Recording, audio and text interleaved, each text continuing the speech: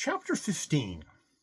The holiday season being over now, and the less fashionable people returned to town, Harriet Brant's curiosity was much excited by the number of visitors who called at the Red House, but were never shown into the drawing-room. As many as a dozen might arrive in the course of an afternoon, and were taken by Miss Winward straight upstairs to the room where Madame Goblet and Mr. Milken so often shut themselves up together. These mysterious visitors were not objects of charity either, but well-dressed men and women, some of whom came in their own carriages, and all of whom appeared to be of the higher class of society. The Baroness had left off going to the factory, also, and stayed at home every day, apparently with the sole reason of being at hand to receive her visitors. Harriet could not understand it at all, and, after having watched two fashionably attired ladies accompanied by a gentleman ascend the staircase to Madame Goblet's room one afternoon, she ventured to sound Miss Winward on the subject. "Who were the ladies who went upstairs just now?" she asked. "Friends of the Baroness, Miss Brant," was the curt reply. "But why do they not come down to the drawing-room, then? What does Madame Goblet do with them in that little room upstairs? I was passing one day just after someone had entered, and I heard the key turned in the lock. What is all the secrecy about?" "There's no secrecy on my part, Miss Brant. You know the position I hold here. When I have shown the visitors upstairs, according to my lady's directions, my duty is done." "But you must know why they come to see her." "I know nothing. If you are curious on the subject, you must ask the Baroness." But Harriet did not like to do that. The Baroness had become less affectionate to her of late. Her fancy was already on the wane. She no longer called the attention of strangers to her young friend as the daughter of the house, and Harriet felt the change, though she could scarcely have defined where it exactly lay. She had begun to feel less at home in her hostess's presence, and her high spirit chafed at the alteration in her manner. She realized, as many had done before her, that she had outstayed her welcome, but her curiosity respecting the people who visited Madame Goblet's upstairs was none the less. She confided it to Bobby, poor Bobby, who grew whiter and more languid every day. But her playful threats to invade the sacred precincts and find out what the Baroness and her friends were engaged upon was received by the youth with horror. He trembled as he begged her not to think of such a thing. "Hallie, you mustn't. Indeed, you mustn't. You don't know, you have no idea what might not happen to you if you offended Mamma by breaking in upon her privacy. Oh, don't, pray don't. She can be so terrible at times. I do know what she might not do or say." "My dear Bobby, I was only in fun. I have not the least idea of doing anything so rude. Only, if you think that I am frightened of your mamma or any other woman, you are very much mistaken. It is all nonsense. No one person can harm another in this world." "Oh, yes, they can, if they have help," replied the boy, shaking his head. "Help? What help? The help of Mr. Milken, I suppose? I would rather fight him than the Baroness any day, but I fear neither of them." "Oh, Hallie, you are wrong," said the lad. "You must be careful. Indeed, you must, for my sake." "Why, you silly Bobby, you are actually trembling. However, I promise you I will do nothing rash, and if I shall not be here much longer now, your mamma is getting tired of me. I can see that plainly enough. She has hardly spoken a word to me for the last 2 days. I'm going to ask Mr. Pennell to advise me where to find another home." "No, no," cried the lad, clinging to her. "You shall not leave us. Mr. Pennell shall not take you away. I will kill him first." He was getting terribly jealous of Anthony Pennell, but Harriet laughed at his complaints and reproaches as the emanations of a lovesick schoolboy. She was flattered by his feverish longings for her society and his outspoken admiration of her beauty, but she did not suppose for one moment that Bobby was capable of a lasting or dangerous sentiment. Mr. Pennell had become a familiar figure at the Red House by this time. His first visit had been speedily succeeded by another, at which he had presented Harriet Brant with a copy of his book, an attention which, had he known it, flattered her vanity more than any praise of her beauty could have done. A plain woman likes to be told that she is good-looking, a handsome one that she is clever. Harriet Brant was not unintelligent. On the contrary, she had inherited a very fair amount of brains from her scientific father. But no one ever seemed to have found it out, until Anthony Pennell came her way. She was a little tired of being told that she had lovely eyes and the most fascinating smile. She knew all that by heart, and craved for something new. Mr. Pennell had supplied the novelty by talking to her as if her intellect were on the level with his own, as if she were perfectly able to understand and sympathize with his quixotic plans for the alleviation of the woes of all mankind, with his Arcadian dreams of liberty, equality, and fraternity, and might help them also, if she chose, not with money only, but by raising her own voice in the cause of the people. Harriet had never been treated so by anyone before, and her ardent, impetuous, passionate nature, which had a large amount of gratitude in its composition, fixed itself upon her new friend with a vehemence which neither of them would find it easy to overcome, or to disentangle themselves from. Her love, eager to repair the void left by the desertion of Captain Pullen, had poured itself by means of looks and sighs and little timid, tender touches upon Anthony Pennell like a mountain torrent that has burst its bounds, and he had been responsive. He had opened his arms to receive the flood, actuated not only by the admiration which he had conceived for her from the first, but by the intense, yearning pity which her loneliness and friendlessness had evoked in his generous, compassionate nature. In fact, they were desperately in love with each other, and Harriet was expecting each time he came to hear Anthony Pennell say that he could no longer live without her. And Bobby looked on from a little distance and suffered. The next time that Mr. Pennell came to see her, Harriet confided to him the mystery of the upstairs room, and asked his opinion as to what it could possibly mean. "Perhaps there are people connected with the boot trade," suggested Anthony jestingly. "Does Madame keep a stock of boots and shoes up there, do you think?" "Oh, no, Mr. Pennell, you must not joke about it. This is something serious. Poor Bobby grew as white as a sheet when I proposed to make a raid upon the room some day and discover the mystery, and said that his mother was a terrible woman and able to do me great harm if I offended her." "I quite agree with Bobby in his estimate of his mamma being a terrible woman," replied Mr. Pennell, "but it is all nonsense about her being able to harm you. I should soon see about that." "What would you do?" asked Harriet, with downcast eyes. "What would I not do to save you from anything disagreeable, let alone anything dangerous? But the Baroness is too fond of you, surely, to do you any harm." Harriet pursed up her lips. "I am not so sure about her being fond of me, Mr. Pennell. She used to profess to be, I know, but lately her manner has been very much altered. She will pass half a day without speaking a word to me, and they have cut off wine and champagne and everything nice from the dinner table. I declare the meals here are sometimes not fit to eat, and I believe they grudge me the little I consider worthy my attention." "But why do you stay here, if you fancy you are not welcome?" asked Pennell earnestly.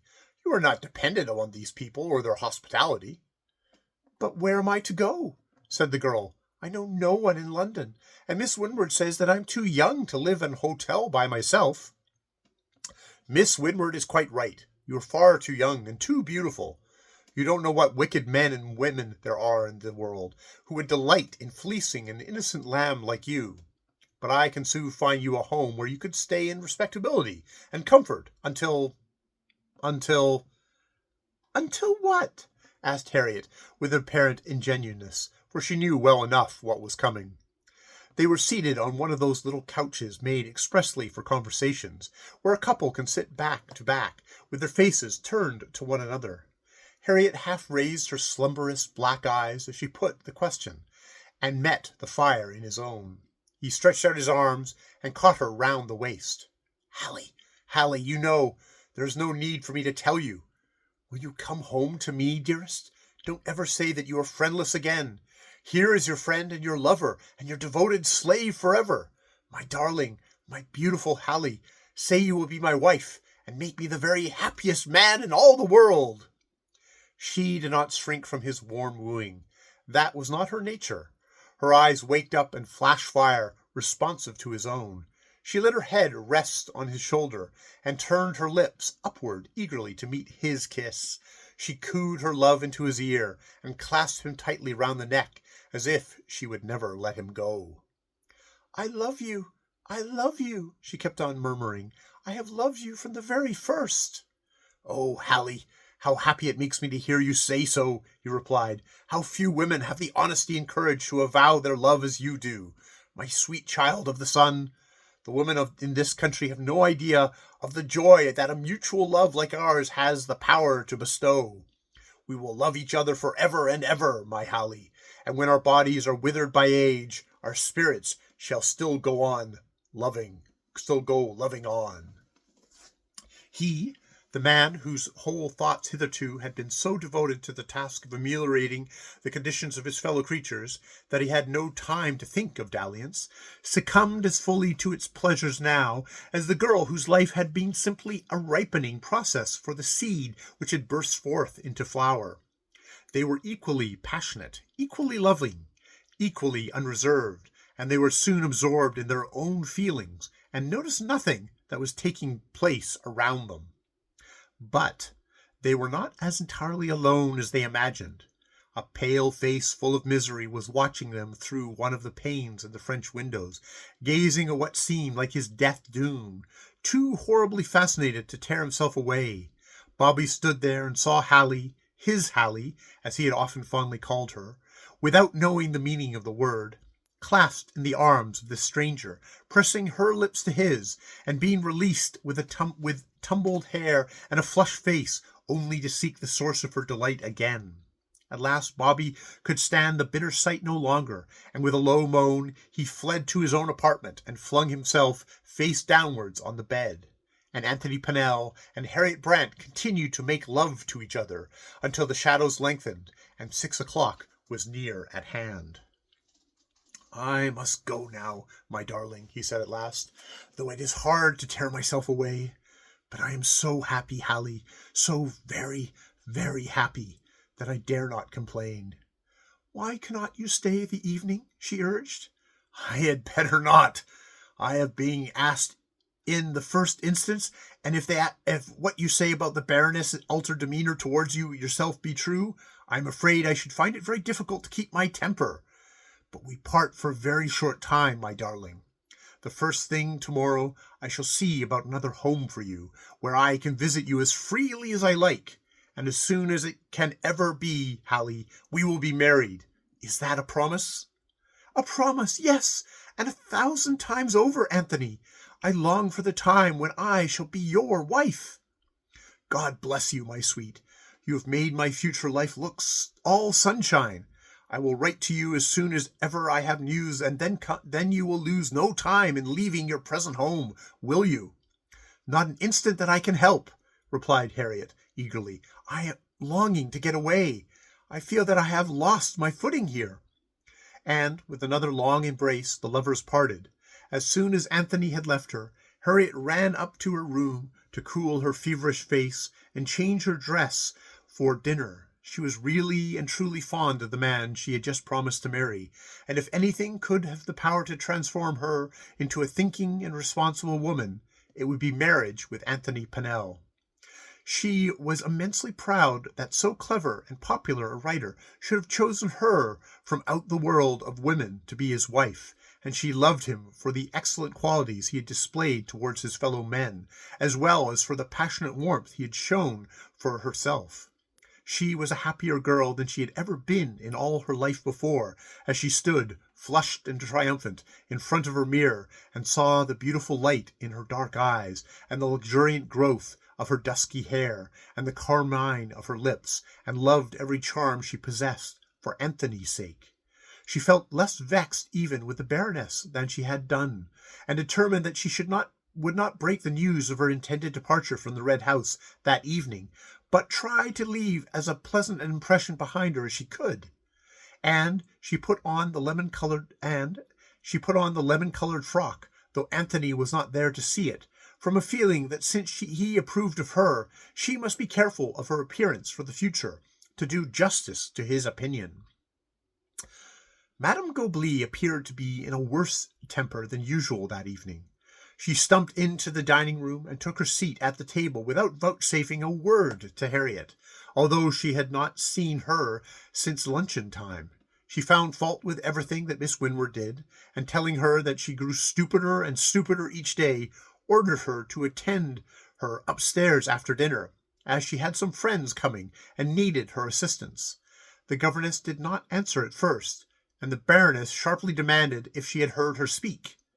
"Yes, my lady," she replied slowly, "but I trust that you will excuse my attendance, as I have made an engagement for this evening." Madame Gobley boiled over with rage. "Engagement? What do you mean by making an engagement without asking my leave first? You can't keep it. I want you to help me in something, and you'll have to come."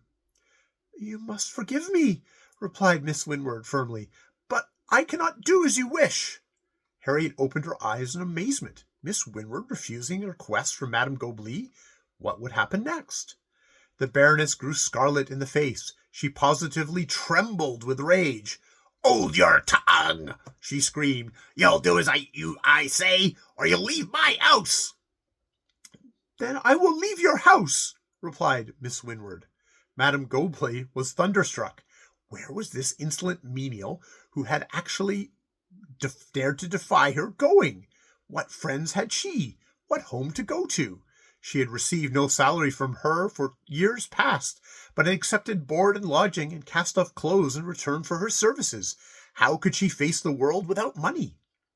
"You go at your peril," she exclaimed, hoarse with rage. "You know what will happen to you if you try to resist me. I'll have those that will help me be revenged on my enemies.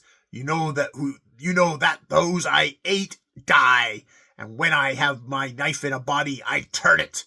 You had better be careful and think twice about what you're going to do." "Your ladyship cannot frighten me any longer," replied Miss Winward calmly. "I thank God and my friends that I have got over that. Nor do I believe any more in your boasted powers of revenge. If they are really yours, you should be ashamed to use them." "Gustav!" shrieked the Baroness. "Get up and put this woman from the door.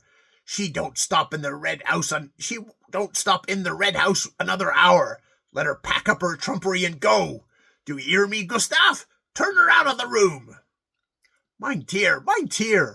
A little patience. Miss Winward will go quietly. But the law, mein dear, the law. We must be careful." "Damn the law!" exclaimed the Baroness. "Here, where's that devil Bobby? Why he ain't at dinner? What's the good of my having a husband and a son if either of 'em will do my bidding?" And then everyone looked round and discovered that Bobby was not at the table. "Where's Bobby?" demanded the Baroness of the servant-in-waiting. "I don't know, I'm sure," replied the domestic, who, like most of Madame Gobley's dependents, talked familiarly with her as though they'd been on an equality. Last time I saw him was in that luncheon." "I will go and look for him," said Miss Winward quietly, as she rose from the table. "No, you don't!" exclaimed the Baroness insolently. "You don't touch my child nor my husband again whilst you remain under this roof. I won't have them polluted by your fingers. Here, Sarah, you go upstairs and see if Bobby's in his room. It'll be worse for him if he isn't." Sarah took her way upstairs in obedience to her employer's behest, and the next minute a couple of shrieks, loud and terrified, proceeded from the upper story. They were in Sarah's voice, and they startled everyone at the dinner table. "Oh, what is that?" exclaimed Harriet, as her face grew white with fear. "Something is wrong," said Miss Winward, as she hastily left the room. The Baroness said nothing until Miss Winward's voice was heard calling out over the banister. "Baron, will you come here, please, at once?" Then she said, "Gustav, help me up," and steadying herself by means of her stick, she proceeded to the upper story, accompanied by her husband and Harriet Brant. They were met on the landing by Miss Winward, who addressed herself exclusively to the Baron. "Will you send for a doctor at once?" she said eagerly. "Bobby is very ill indeed." "What is the matter?" inquired the stolid German. "It's all rubbish," exclaimed Madame Gobley, forcing her way past the ex-governess. "How can he be ill when he was running about all this morning? Here, Bobby," she continued, addressing the prostrate figure of her son, which was lying face downward on the bed. "get up at once. And don't let's have any of your nonsense, or I'll give you such a taste of my steak as you'll never had before. Get up, I say, at once now." She had laid hold of her son's arm and was about to drag him down upon the floor when Miss Winward interposed with a face of horror. "Leave him alone," she cried indignantly. "Woman, can you not see what the matter is? Your son has left you. He is dead." The Baroness was about to retort that it was a lie, and she didn't believe it, when a sudden trembling overtook her, which she was powerless to resist. Her whole face shook as if every muscle had lost control, and her cumbersome frame followed suit. She did not cry, nor call out, but stood where the news had reached her, immovable, except for that awful shaking which made her sway from head to foot. The Baron, on hearing the intelligence, turned round to go downstairs and dispatch William, who was employed in the stables in search of a medical man. Miss Winward took the lifeless body in her arms and tenderly turned it over, kissing the pallid face, and, as she did so, when Harriet Brant, full of mournful curiosity, advanced to have a look at her dead playmate, her appearance, till then unnoticed, seemed to wake the paralyzed energies of the Baroness into life. She pushed the girl from the bed with a violence that sent her reeling against the mantel-shelf, whilst she exclaimed furiously, "Out of my sight! Don't you dare touch him! This is all your doing, you poisonous, wicked creature!" Harriet stared at her host in amazement. Had she suddenly gone mad with grief? "What do you mean, madame?" she cried. "What I say! I ought to have known better than to let you enter an house of mine. I was a fool not to have left you behind me at Hoist, to practice your devilish arts on your army captains and foreign grocers, instead of letting you come within touch of my innocent child." "Are you mad?" cried Harriet. "What have I done? Do you mean to insinuate that Bobby's death had anything to do with me?" "It is you who have killed him," screamed the Baroness, shaking her stick. "It is your poisonous breath that has sapped his. I should have seen it from the beginning. Do you suppose I don't know your history? Do you think I haven't heard all about your parents and their vile doings? That I don't know that you are a common bastard, and that your mother was a devilish negress, and your father a murderer?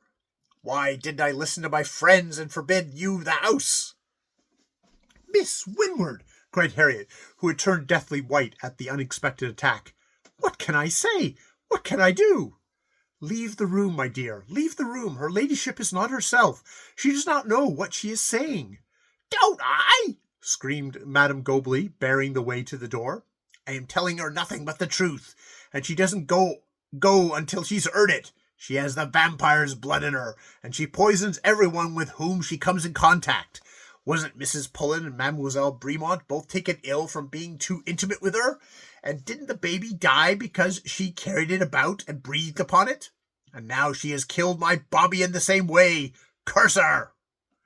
Even when reiterating the terrible truth in which she was evidently believed, Madame Gobley showed no signs of breaking down, but stood firm, leaning heavily on her stick, and trembling in every limb. Harriet Brant's features had assumed a scared expression. "Miss Winward," she stammered piteously. "Oh, Miss Winward, this cannot be true." Of course not," replied the other, soothingly. "Her ladyship will regret that she has spoken so hastily to you tomorrow." "I shan't regret it," said the Baroness sturdily, "for it is the truth. Her father and her mother were murderers who were killed by their own servants in revenge for their atrocities, and they left their curse upon this girl, the curse of black blood and the vampire's blood, which kills everything which it caresses. Look back over your past life," she continued to Harriet, "and you'll see that it is the case. If you don't believe me, go and ask your friend Dr. Phillips, for he knew your infamous parents and the curse that lies upon you." "Madam, cried Miss Winward, "is this a moment for such recrimination? If all this were true, it is no fault of Miss Brant's. Think of what lies here, that he loved her, and the thought will soften your feelings." "But it don't!" exclaimed the Baroness. "When I look at my dead son, I could kill her, because she has killed him." And in effect, she advanced upon Harriet with so vengeful a look that the girl, with a slight cry, darted from the room and rushed into her own. "For shame!" said Miss Winward, whose previous fear of the Baroness seemed to have entirely evaporated. How dare you intimidate an innocent woman in the very presence of death?" "Don't you try to browbeat me," replied the Baroness. "I will tell you what I think," said Miss Winward boldly, "and that is that you should blush to give way to your evil temper in the face of God's warning to yourself. You accuse that poor girl of unholy dealings. What can you say of your own? You, who for years past have made money by deceiving your fellow creatures in the grossest manner, who have professed to hold communications with the spiritual world for their satisfaction when, if any spirits have come to you, they must have been those of devils akin to your own. And because I refuse to help you to deceive, to take the place of that miserable cur Milken and play cheating tricks with cards and dress up stuffed figures to further your money-getting ends, you threaten me with the loss of home and character and friends, until, God forgive me, I consented to further the fraud from fear of starving. But now, thank heaven, I have no more to fear of you. Yes, you may shake your stick at me and threaten to take my life, but it is useless. This," pointing to the dead boy upon the bed, was the only tie I had to the Red House, and as soon as he is dressed for his grave, I shall leave you forever." "And where would you go?" inquired the Baroness. The voice did not sound like her own. It was the cracked, dry voice of a very old woman. "That is no concern of yours, my lady," replied Miss Winward, as she prepared to quit the room. "Be good enough to let me pass. The inexcusable manner in which you have insulted that poor young lady, Miss Brant, makes me feel that my first duty is to her." "I forbid you," commenced Madame Gobley in her old tone, but the ex-governess simply looked her in the face and passed on. She made the woman feel that her power was gone. Miss Winward found Harriet in her own room, tossing all her possessions into her traveling trunks. There was no doubt of her intention. She was going to leave the Red House. "Not at this time of night, my dear," said Miss Winward kindly. "It is nearly 9 o'clock." "I would go if I had to walk the streets all night," replied Harriet feverishly. Her eyes were inflamed with crying, and she shook like an aspen leaf. "Oh, Miss Winward, such an awful thing to say! What could she mean? What have I done to be so cruelly insulted? When I am so sorry for poor Bobby, too." She began to cry afresh as she threw dresses, mantles, stockings, and shoes, one on top of the other, in her endeavors to pack as quickly as possible. "Let me help you, my dear Miss Brant.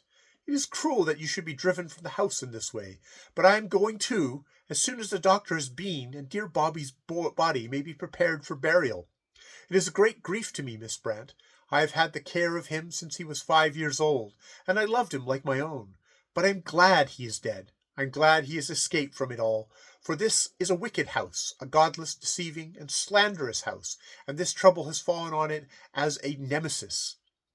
I will not stay here a moment longer now he is gone. I shall join my friends tomorrow."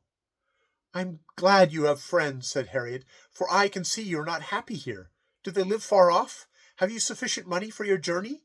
Forgive my asking." Miss Winward stooped down and kissed the girl's brow. "Thank you so much for your kind thought, but it is unnecessary. You will be surprised, perhaps," continued Miss Winward, blushing, "but I am going to be married." "And so am I," was on Harriet's lips, when she laid her head down on the lid of her trunk and began to cry anew. "Oh, Miss Winward, what did she mean? Can there be any truth in it? Is there something poisonous in my nature that harms those with whom I come in contact? How can it be? How can it be?" "No, no, of course not," replied her friend. "Cannot you see that it was the Baroness's temper that made her speak so cruelly to you? But you are right to go. Only, where are you going?" "I do not know. I am so ignorant of London. Can you advise me?" "You will communicate with your friends tomorrow." "Will you communicate with your friends tomorrow?" asked Miss Winward anxiously. "Oh, yes, as soon as I can." "Then I should go to the Langham Hotel in Portland Place for tonight, at all events. There you will be safe till your friends advise you further. What can I do to help you?" "Ask Sarah or William to fetch a cab, and to have my boxes placed in it.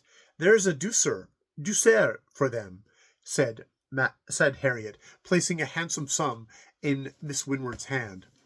"And will you not see the Baroness again?" asked her companion. "No, no, for God's sake, no. I could not trust myself. I can never look upon her face again." For a few minutes the hired vehicle rolled away from the door. In a few minutes, the hired vehicle rolled away from the door, bearing Harriet Brant and her possessions to the Langham Hotel, and Miss Winward returned to the room where Bobby lay. Madame Gobley stood exactly where she had left her, gazing at the corpse. There were no tears in her eyes, only the continuous shaking of her huge limbs. "Come," said Miss Winward, not unkindly, "you had better sit down, and let me bring you a glass of wine. This terrible shock has been too much for you." But the Baroness only pushed her hand away impatiently. "Who was that driving away just now?" she inquired. "Miss Brant. You have driven her from the house with your cruel and unnecessary accusations. No one liked Bobby better than she did. Has the doctor arrived?" "I expect so. I hear the Baron's voice in the hall now." Almost as she spoke, the Baron and the doctor entered the room. The medical man did what was required of him. He felt the heart and the pulse of the corpse, turned back the eyelids, sighed professionally, and asked how long it was since it had happened. He was told that it was about an hour since they had found him. "Ah, he has been dead longer than that. 3 hours at least, maybe 4. I'm afraid that must be an inquest, for it would be inadvisable in the interest of science to have a post-mortem. A great pity. A fine-grown lad, 19 years old, you say, shall probably detect hidden mischief in the heart and lungs. I will make all the necessary arrangements with the Baron. Good evening." And the doctor bowed himself out of sight again. "It is quite true, then," articulated the Baroness thickly. "He is gone." "Oh, yes, my lady, he is gone. Poor dear boy. I felt sure of that." "Is it quite certain?" "Quite certain. The body is already stiffening." The Baroness did not utter a sound, but Miss Winward, glancing at her, saw her body sway slowly backwards and forwards once or twice before it fell heavily to the ground, stricken with paralysis. End of Chapter 15 of The Blood of the Vampire.